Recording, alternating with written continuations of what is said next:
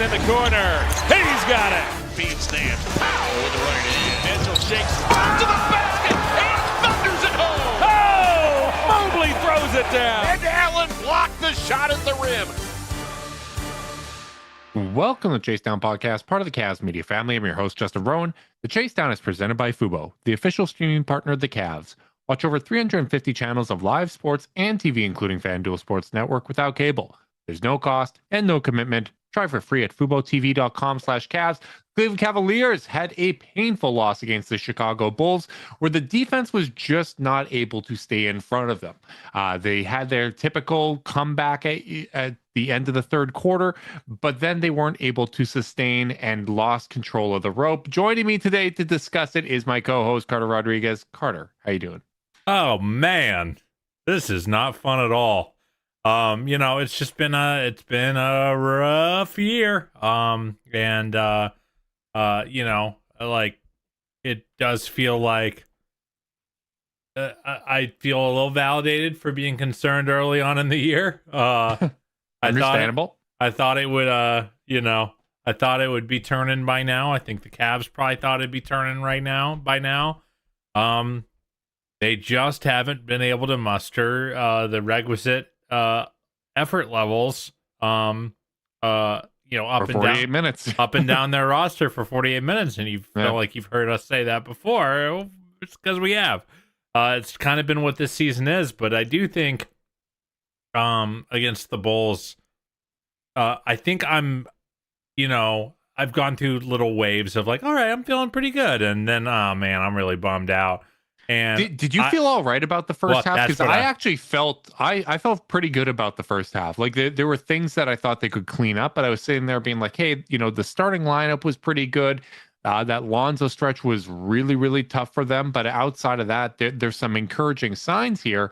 And then the second half hits, and it followed a very similar script to some of these other games, except we didn't have the comeback in the fourth quarter, right? Like it looked like they were even going to make that same push, but then it didn't occur. And then by the end of the game, the starting lineup was actually their worst lineup on the night, even though it had a good first half.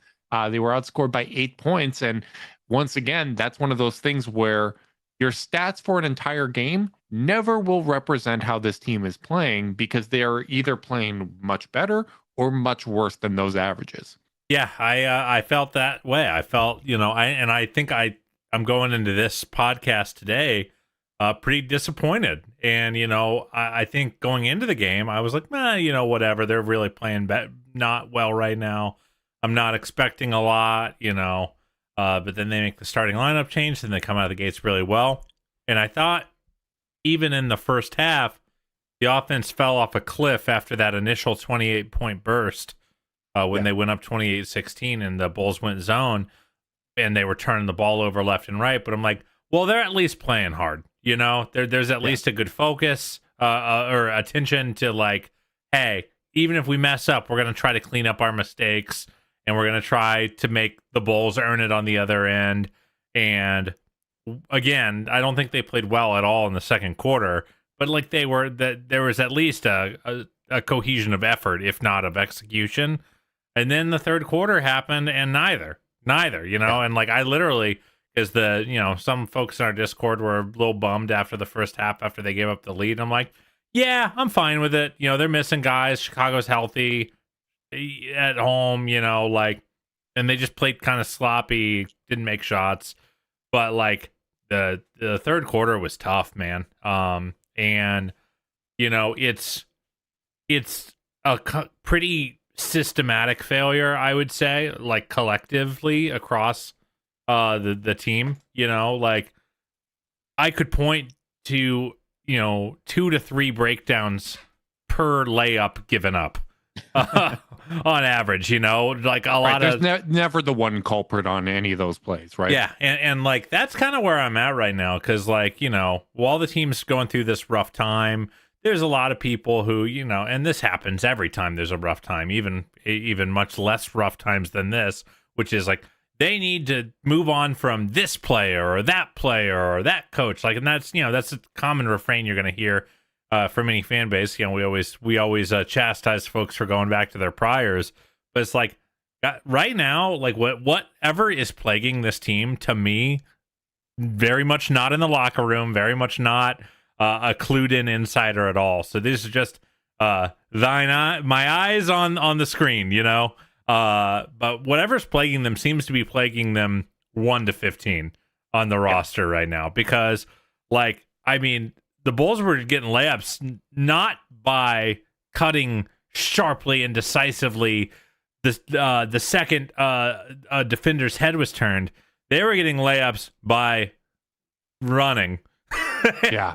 Like running at 85% speed and getting behind a ball watching defender. And then if they didn't get a clean catch, then and had to kick the ball out, then another defender who also didn't move or react in any way would get back cut and give up a layup. Like, it was just pretty thorough. And I think, I think if you as a fan of the team are like, if this one guy starts playing better, then everything will be okay.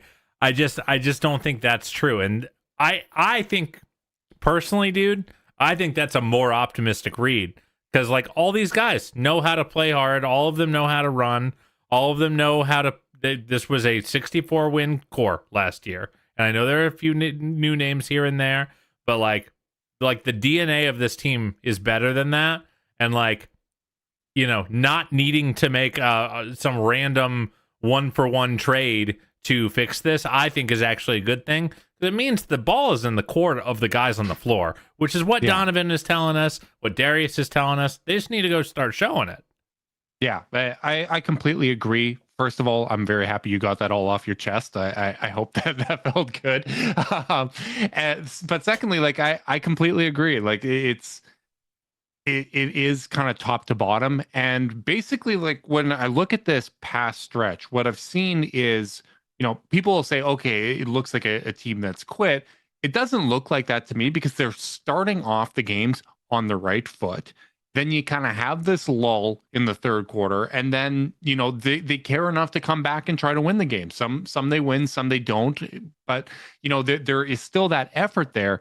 But what it's almost like is they're not mentally at the place where they're prepared to try as hard as they need to try to win these games right now. And I think it's frustrating to them that they have to try as hard as they have to try to win these games right now, right? Whereas I think coming into this season, they thought, okay, we're going to take a cautious approach to the regular season. We're going to be very risk adverse when it comes to injuries, where we're not going to do anything crazy here, because we understand that what we've accomplished in the past in the regular season hasn't translated to postseason success. And then, as a result of the injuries that they've had, as a result of guys that have come back into the lineup, like Darius Garland not being themselves, right? Like, Darius going from fringe, just missed the cut of all NBA last year, to not even a net positive in some of these games as he's working his way back. Like, that's a big deal. It's still, like, I would say, net out on the season. Having him back and playing through this has been more positive than negative, because I think you're seeing him gain a little bit more of a rhythm. I think he's moving well out there. I think it's encouraging that after having that stinger in the other game, that he was moving well against Chicago and played well. Started out so great. And I'm also, very aware of, prior to Darius returning to the lineup, this team was ranked 26th in offensive rating, right? Like, that is something that is in my mind here. But, just like the Cavs, Darius wasn't able to put together a complete game, right? Like, he missed those shots in the fourth quarter, and some parts are structural, right? Like, I do think when the offense kind of died in the first quarter, it was after Darius checked out and we kind of went to a heavier bench lineup, and Chicago didn't have to honor the Cavs shooters, right? Like, they said, you have too many non-shooting threats out there. We're going into a zone, and that gummed up the offense. You can't really do that if this team is fully healthy and Max Strus and Sam Merrill are available, or if DeAndre Hunter's shooting like we know he can. If Darius is playing, the way that we're accustomed to him playing, you normally can't do that against the Cavs. But they're just in a situation where they have to try so much harder than I think it seems like they're prepared to try. But I am very, very curious to see how they respond to this game, because some of those other ones you could say, okay, if a play or two goes the other way, if Darius intentionally fouls Brandon Miller, we can get the win here. You can't tell yourself that about this last one. You're going to need a much, much better collective effort, top to bottom, in order to beat Chicago. Yeah, I did want to echo what you were saying about, Darius over the course of his return being a net positive for the offense at the very least. Just going back to the stuff we talked about on the last podcast about, all the rim pressure they've been able to exert since his return, and some of that's not just him, but he's definitely a big part of it. One thing I will say, and maybe this is an echo of what you're saying about how hard they need to consistently play, but even just it's remaining focused enough to solve problems. Right. The zone was causing problems, no doubt, but they attacked it the same way 46 straight possessions, and it's it would be nice if Tyrese Proctor hit a couple of those not that contested threes. When they put we're him not knocking down these good looks. Let's try to get something else, because there was good result. There was at least good looks as a result of what they were doing. I actually really like Jalen Tyson as a zone buster. Go ahead. Sorry. Sure, but I think the way they tried to solve it was that it was very hit your head against a brick wall and see if the results change. Which and it's okay, you enter the ball into the middle of the floor, make that middle guy come up. Where's the guy cutting baseline? Where's the there's other ways to skin the cat other than suck in defense, hit wing three. Particularly when it was Thomas Bryant, right? I thought Thomas Bryant's zone buster was a lot less effective than Jalen Tyson. I'm cool with doing that every now and again. You can't same way you can't beat the zone the way I'm suggesting every single time. But again, there's just this all right, let's just see if it works this time. Lack of diversity of thought, and I don't know if that's focus, I don't know if that's play hard, but this team wasn't really good at solving problems last year. And some of that is the personnel that they have missing some of their best cutters, and those guys are not playing right now, but yeah, I think writ large it is the effort and the focus on both ends of the floor. Does it bother you, outside of what I just noted about the zone, because I do think that was a problem? They mustered a very, very poor offensive rating per your notes. It's actually their offense was much more worse than their average than their defense, which goes to show you what a rough night it was. Did you feel like their offensive process was as bad as their defensive process, or do you think it was just an issue where they were a little loose with the ball? I think their defensive process was worse than the offensive. I think, as you mentioned, on the season, this team has about a 115 offensive rating, and they had a 104 offensive rating. On the season, their defensive rating is 113, and the defensive rating in this game was 118.7. So in terms of which was closer to who they've been on the season, it certainly was the defense. But I thought the defensive process was worse than their process offensively. I thought they did generate some good looks, right? When you're talking about banging your head against the wall with how they were approaching the zone, part of that might have been, hey, we are getting pretty open threes as a result of this. We're generating some decent looks here. We feel good about what we're getting, so let's keep trying it, and eventually these shots are going to fall. The defensive process just it wasn't there at all. And I don't know what they believed in defensively in that game. This was top to bottom. I know it wasn't statistically their worst defensive performance of the season, and it also was kind of weighted by, all right, it got a lot worse in the second half than it did in the first half, but the bads in this game, I think, were worse than the bads in any other game, just from a process standpoint. And looking at it, they conceded 25 wide open threes, which was the most of the season. Chicago went 11 of 25 on those shots. Cavs only got 15 wide open threes. They went 5 of 15. So, generated some clean looks, didn't knock them down, but didn't generate as many as we're accustomed to them seeing. The other thing is, not only did they allow the most open threes that they have all season, they allowed their highest percentage of field goal attempts at the rim all season.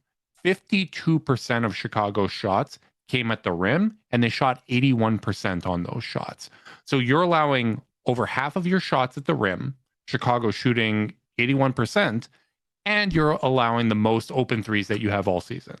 Like, again, this gets back to what you're talking about, where it isn't on any one individual player. If you want to pick your favorite player to scapegoat, you certainly can.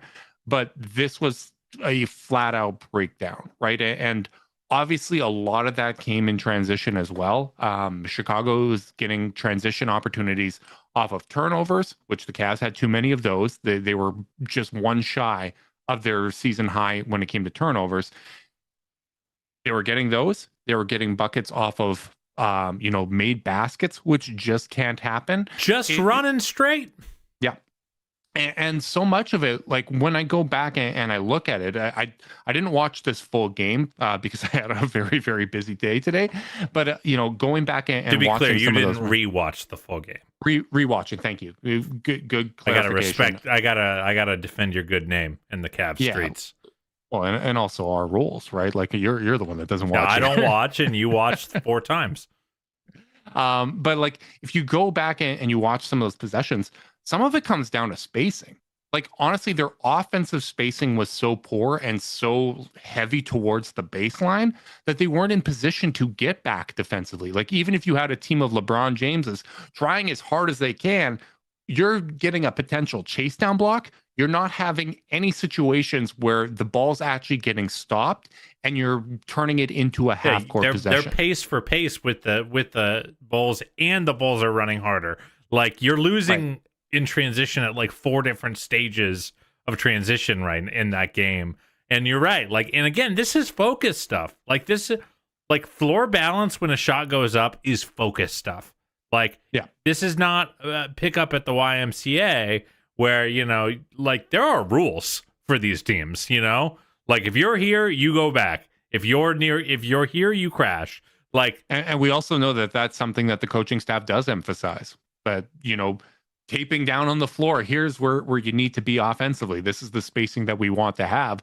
That is something that's been communicated. So like having 3 or 4 guys underneath the free throw line when a shot goes up, and they're not making up for it with the requisite effort and desperation. Like, think about the play that this here podcast is named after.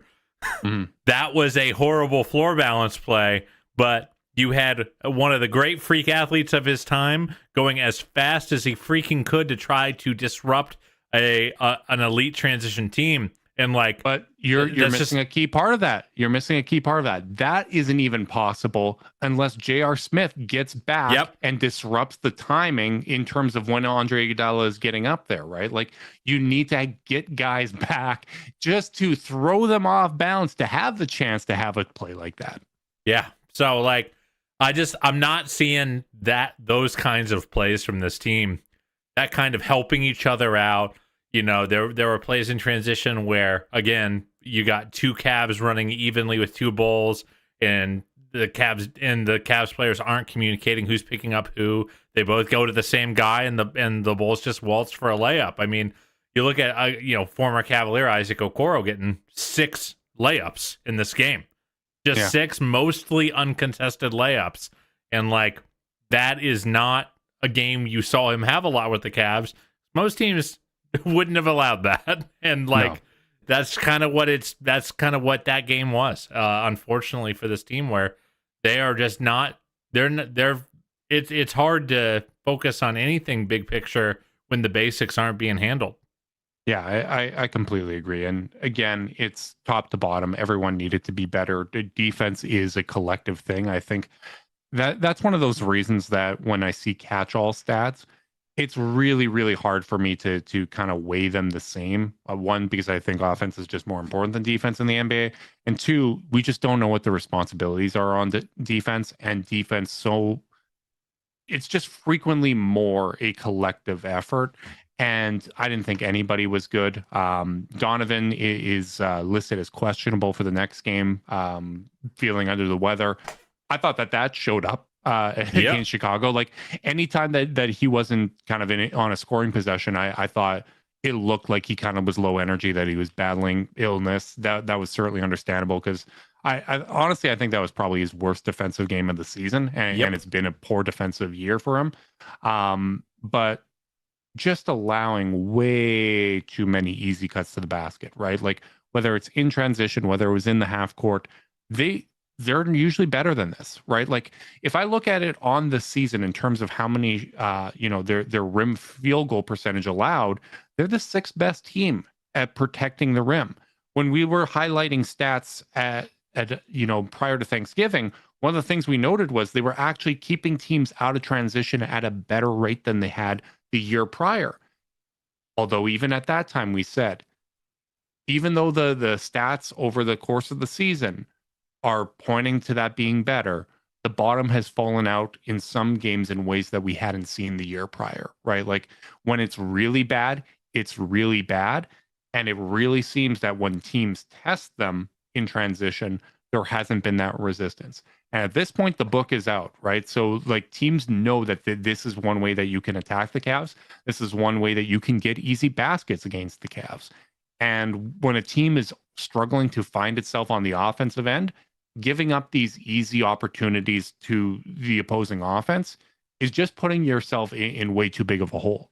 Yeah, they're just not in sync right now. And Justin, we know that teams move fastest when everyone's in sync. Zoom Workplace keeps meetings, chat, docs, and more together, so your work flows like a perfect play.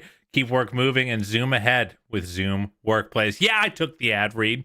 Thank you. I appreciate that. I was just thinking, I was like, we're going a little long. I probably need to transition it at some point. But, you picked up the slack. And that's what we want to see from the Cavs. We want to see understanding when your teammate is struggling and rotating at the right time, getting them that opportunity or taking something off their plate. That's something that we saw in the past and we haven't seen right now. And right now, like when I look at this Cavs team, I'll say this. It's almost like when a car is stuck in the ditch and stuck in the mud. I'm very confident that if that car gets out of the mud, it still works. I don't think you need to replace major parts of it. I don't think the whole thing needs to be reconstructed, but I was pushing on that bumper and it's tiring. They've been pushing on that bumper and it's tiring, right? They might need a little bit of a hand to get out of it. And right now, it just feels like they're spinning their tires. And the more they spin their tires, the deeper they get in it. And sometimes basketball is that way, right? Like, I don't think anyone thinks that this team is as bad as they're playing right now. I still believe in this group. I do have concerns, right? Like, I think some of kind of the structural team construction concerns when it comes to point of attack defense, when it comes to some of the supplemental playmaking, all of that stuff is valid, but the floor should be higher than it is right now. Yeah. I mean, again, they're losing to teams that are in crisis or not good. Right. Like Charlotte missing a bunch of guys, Warriors missing a bunch of guys. The Bulls were like 1-7 in their last 8. Like it's just kind of been like, and that's kind of the scary part right now, dude, is that they're losing to this. This is the stretch of the schedule you're supposed to be fattening up on before it gets hard later. And I know this was the stretch that we said, hey, if you're going to miss Evan Mobley for a stretch, this is probably where you can still get some wins, where you can keep your head above water. Yeah. So I just oh man, it's a little scary. And like to your like car stuck in the ditch analogy, like, yes, I do believe the car still works, but if we leave it on the side of the road in that ditch for 2 months, my faith that it's going to get out and work just as intended goes down every subsequent day it's been abandoned, right? So It's like they do got to get out. This is one of the, they have to find a way to get out, and I think there needs to be not panic. You don't want to create I don't think anyone operates very well in a panic environment. I don't think front offices do. I don't think coaching staffs do. I don't think players do. But like you need to get there is a healthy desperation that this team needs to find of like, and I don't know if the Bulls loss last night is going to act as a catalyst. Did feel like the game where the rest of the NBA world kind of caught on, like, oh, this is getting a little concerning. So I don't know, maybe that'll knock them into good spirits. But like, yeah, it's they need to find it one way or the other. Can we talk a little X's and O's though? Because this is I'm starting to feel a little repetitive. Okay, yeah, go for it. So you mentioned it, but we didn't really talk about it too much just yet. Jalen Tyson moving into the starting lineup, taking DeAndre Hunter's spot. Chris Fedor reports that'll be for the foreseeable future. Tyson, for his part, even though I think he had plenty of blame to share in some of the bad angles, some of the tough mental lapses on defense. Certainly showed up. He had 21 points on 10 shots. Got to the line a few times. Like overall, gave them good performance. Hunter was okay. Quite a few turnovers. Just a lot of like dribbling off his foot. Like didn't have a very strong handle in this game, but did okay off the bench. Had 12 points on 9 shots. A little bit better than it had been. Hit a couple threes. Your thoughts on this move? I know it's one we were kind of ready for. I know the numbers didn't bear it out, but is that something that you're happy to see moving forward? I'm interested by it. What I found to be particularly interesting was when Serena was talking about the decision-making process, right? Where she had talked to DeAndre and he said that this was a collaborative decision with Kenny, where Kenny came to him and asked him his thoughts on it. I prefer that, and it sounded like DeAndre preferred that as well, where, what can we do to get you back in rhythm? The one part that kind of had me, the gears turning just a little bit, was where he said, the idea is to get more ball handling and usage to help him get back into rhythm, which was something that we saw early in the season where the 3-point shot wasn't necessarily falling down, but he was performing pretty well, right? Like he was knocking down the mid-range shots. We saw him look more comfortable. And I guess I'm of two minds, which is one, he succeeded doing this in the past. So therefore, maybe it will get him going. It's not going to be, a flip of the switch type of thing, but this could maybe get him going in the right direction. But the other thing that I had kind of popped in my head is those ball handling kind of higher usage possessions are where I feel like he struggled the most, right? Like getting open catch and shoot shots and not converting them, that's one thing, but I kind of trust that that's going to change. The decision making and some of the, struggles that he's had in those ball handling possessions, that is something that I almost feel like, let's simplify things. Like I'm almost more inclined to say, let's simplify things. Let's get you some easier looks and we can go from there, rather than, all right, let's find a way to get you a little more usage coming in off the bench. I think it might be more simple than that, which is he's just not playing well enough to start. Playing him against easier lineups that are slightly lower pressure environments. Like, one of the things, I always go back to the Delhi wars on Twitter years ago, where people would cite Delhi's net rating.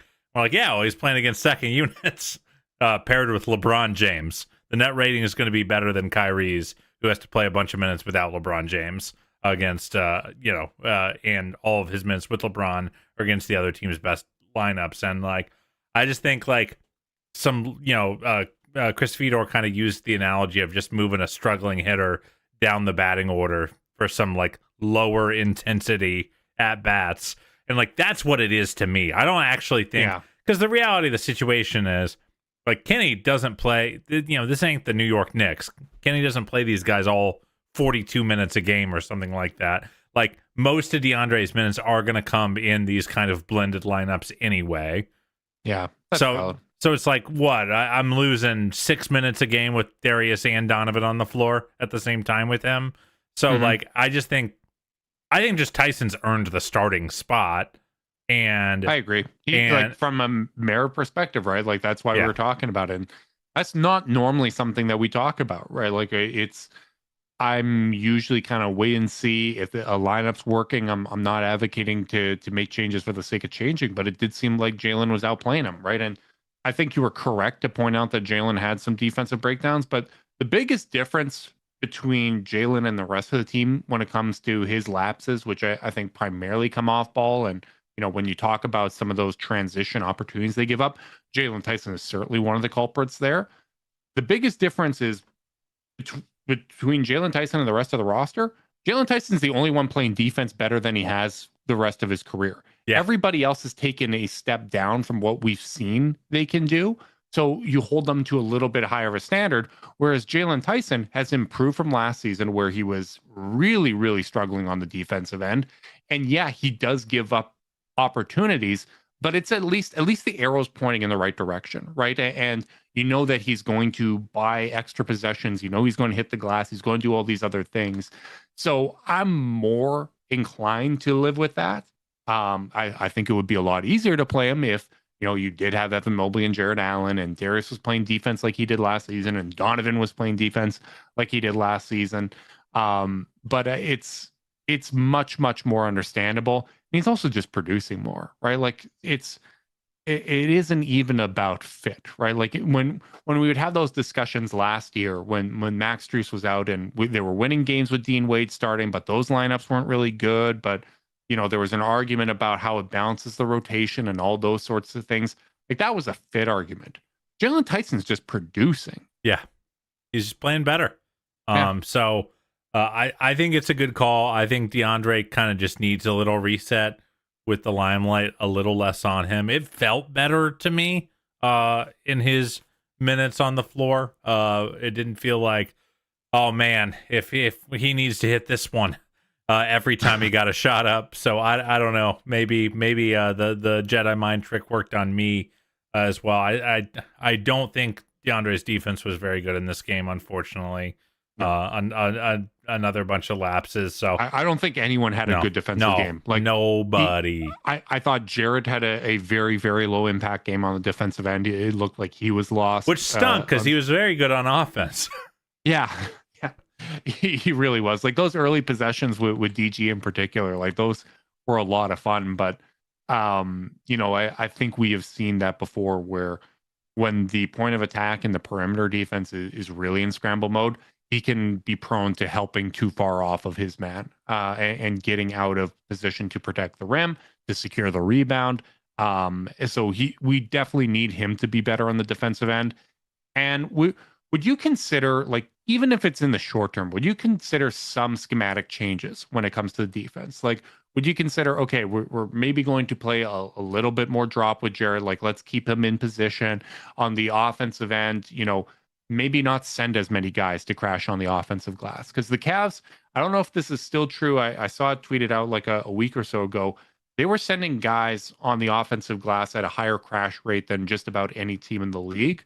I think the Warriors were the only team that was higher, or forget what the other team was. If that's true, it's not bearing fruit because they're 15th in offensive rebound rate. Right. This isn't a team that is geared towards that. And whatever that crash rate is, maybe dial that back and just say, we're going to get home. We're not going to allow teams to score on us in transition. If it means sacrificing some offensive rebounds now, we can live with that. But we have to understand that we are without the bedrock of our defense in Evan Mobley. And we have to give ourselves a little more margin for error. And these easy transition opportunities are killing us. Like, I think that would be one of the things that I would be geared towards doing. Yeah, I think you're spot on there. Because, like, again, if it was working, then that's one thing. It's not working. They were 15th in offensive rebound rate last year. So, right. Like, I don't feel it other than going the other way when the floor balance is borked, and then they have to try to make up for it, and they're not really trying hard enough to make up for it either. So, I don't know. I think that's a spot on take. Other thing I wanted to mention, by the way, is like, especially in a game like last night, my Neanderthal brain's just like, empty the bench. Like, here's one thing I'll say. Kenny's emptying the bench. Tomlin, Bryant, Porter, and Proctor played 51 minutes last night. Yeah. like you don't give the very end of your rotation that many minutes generally. So like he is raking that glass and getting the fire hydrant out. It's just not working right now. Well, actually, that's not true, because Bryant did give them some good minutes and like some good intensity. Proctor had a rough one. I thought Porter was okay. Yeah, I thought Craig was decent. Proctor wasn't productive, and Lonzo, like that first half shift from Lonzo was really, really difficult, right? Like he will make the odd defensive play, but it is not netting out as a net positive. I know each of these games I kind of look, and there'll be a stretch where it shows up in the plus minus, and then it seems like he's on for a stretch that goes well. So it doesn't fully translate, but it just doesn't feel good, right? Like it doesn't feel good from how teams have to defend them standpoint. It doesn't feel like the impact is there off on the defensive end consistently. You kind of get those splash plays with deflections and steals and the odd block, but it just really, really struggling to find his rhythm. The problem, not just from a scoring standpoint, but where he needs to fit in, right? Like even when it comes to some of those possessions where he gets the fast break layup and doesn't attempt the layup on those shots, like if that's what it's going to be, get to the 3-point line, stop, and wait for the offense to set up, right? Like that level of self-awareness needs to be there, and it really is striking, because I remember Lonzo back in the day where he was just a freak athletically, right? Like those transition opportunities were explosive, and that's just not there now, and the shooting isn't even where it was last year. Yeah, I would be remiss if I didn't shout out our boy DH in the Discord, Demetrius, who, if he's listening, is saying, well, if the rest, his government name, good Lord, if the rest of the Cavaliers were running with Lonzo on some of those transition opportunities, which is true, there are a lot of like Lonzo's the only guy in the forecourt after he gets a deflection. But he's also the lead horse. Yeah, like, but that's like, the thing, right? So like, I don't know. I felt like I have to at least throw that bone, but you're right. Like if you can't turn those transition plays into an advantage, like we're really in a challenging spot.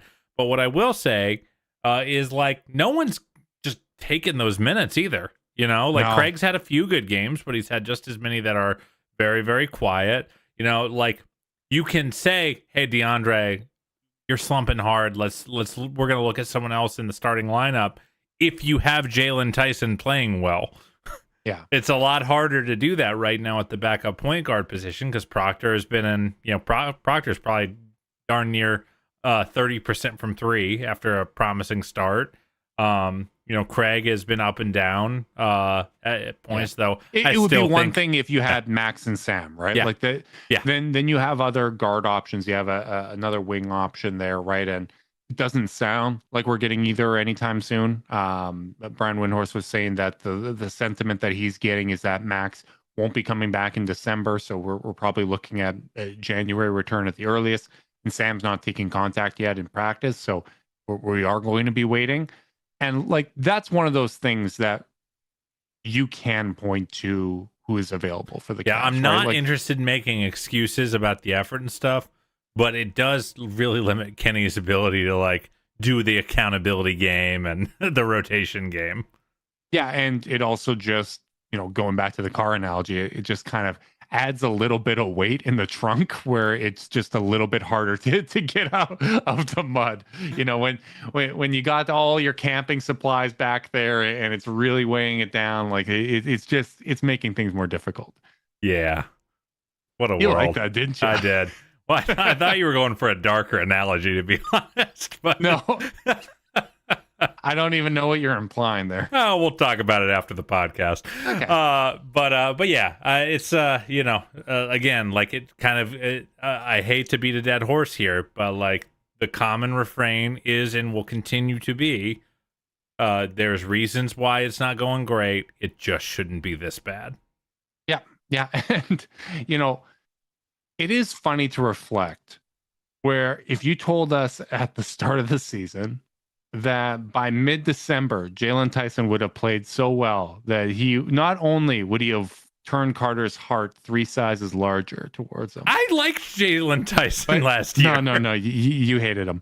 What are you talking about? Yeah, you compared him to DJ Augustine, just like DG. Oh my gosh! But not Let the only record would he show this is slander and untrue. Not only would he win Carter over, but he would win the starting spot over DeAndre. We would be thrilled. Like, this type of outcome for Jalen Tyson should be such a big deal for this team. Like, hitting on a player at that point in the draft, getting someone that can contribute this way, that gives them exactly the type of player that they've needed on the wing, that should be a huge deal. But the known commodities that, or what we thought were known commodities, are not performing the way that we expected. And that, like, this really should be a time where we were just celebrating Jalen Tyson. And even if Evan Mobley was, healthy and the same player he was last year, and DG's playing well and Donovan's playing well, like, Jalen Tyson would probably be one of those major storylines because it's something new, but we haven't got to dwell on it the way that I'd like to. Yeah, it stinks. But if they do find it everywhere else, you get Sam back, you get Max back, you get Evan back, and all of a sudden these guys get, call AAA and get themselves back on the highway, then all of a sudden, like, there's a little extra horsepower in the car. So, like, this doesn't not matter just because it's hard to have fun right now. I do think that's an important distinction. Like, Am I having fun? No. Is Jalen Tyson exciting? Yes. I don't think they're having fun either. No, I don't think so either. I think that's one of the things. I think there is, like, a cumulative fatigue here where it's just like, come on, I thought, like, the shots were going to fall. I thought it would be a little easier than this, but what do I always say, they Justin? Can do things. What? Yeah. What do I always say? Is your culture your culture is not defined by how things are going when things are going well. Your culture is defined when things are falling off the rails and you're not getting any breaks your way. You can't get a shot to fall. Guys are hurt. And right now the Cavs are just not passing that test. And, like, it's hard for me to focus on almost anything until they prove that they've got a healthy culture. Yeah. And as someone whose natural disposition is to procrastinate, someone that was always doing my homework, either the night of or thinking, well, if I hand it in a day late and I take off 10% the penalty for handing it in late, I have that extra day to really work on it. I'm definitely getting that full 90% instead of this 70. One thing I've learned over time is you can make life easier on yourself by doing all the small things, putting yourself in position to succeed. And I think that's really what the Cavs need to get back to, is putting themselves in position to succeed, taking away some of that low-hanging fruit, like transition opportunities, and getting back to their shell defensively, even down the most crucial part to their team defense. They can play defense better than they have right now. And absolutely, there certainly are some positive. Jalen Tyson's certainly one of them. I think how Darius is moving is really, really positive. Like, even when he was missing shots in the fourth quarter, it was like, oh man, he can't get anything to go down. It wasn't like he's kind of laboring. It doesn't look like he's taking off properly, and these shots just seem way off. Like, some rimmed in and out. Some of them were maybe poor decisions, but it didn't look like he was laboring out there. And as if that can start trending in a positive direction, I think you see more halves like the first half where he is clearly having a positive impact on the offense. And really, the only answer for this team is internal improvement and getting back to who they are, right? Like, any tinkering and shakeups that people want to imagine and stuff like that, none of that's going to have the same impact as these guys just kind of rediscovering the magic and playing to the level that we know that they can play at. Yeah. I hope it happens soon. Hope it happens Friday. Yeah, that'd be nice. Oh, hopefully Donovan's feeling better. A lot of vitamin C, Gatorade, whatever is necessary to get him going. What I'll say, by the way, and I'll I don't want to, like, grandstand or whatever. Like, even if he can't play, nothing about what happens tomorrow, Matt. Like, I'm not really that focused on the score. I'm just not. I'm focused on a collective pride and energy level. And if they come out and, like, they just don't have the shot making because Donovan's not out there, but they limit Chicago in transition. They work hard. They focus. They communicate. Like, I'm going to give them a little grace. And like, yeah, I might not have a lot of peers in that department because everyone's just thirsty for like tangible positive results. But like, that's where I'm at. I just want to see that culture shine through again. We saw that happen in that. Remember that early game against Miami when a lot of the stars Donovan rested and Evan rested, and Jarrett went out and put 30 and 10 up, and Craig, I want to say, had an awesome game, and they just played super freaking hard for 48 minutes. I'd rather see that in a loss than a squeaky win with a late comeback and a shot making barrage. Because that's, I think one of those is more healthy for this team's development. I'd love to see both. I'd love to see a win and together effort, but I'll take one of two. Even going back to 2 years ago when Darius and Evan were out, right? Like, there was within that stretch a 3-1 stretch where Donovan was also out, right? And they just played hard. They did all the little things. They created extra possessions and probably had a little bit of shooting luck in that stretch. But I agree with you. It's unfortunate, but I think we have to do something that we've done the last few years, Carter, which is based on the way this team is currently playing, we have to adjust our expectations. Oh, this is a good. You should have saved this for the beginning of next pod. This is a great take. This is great Justin work.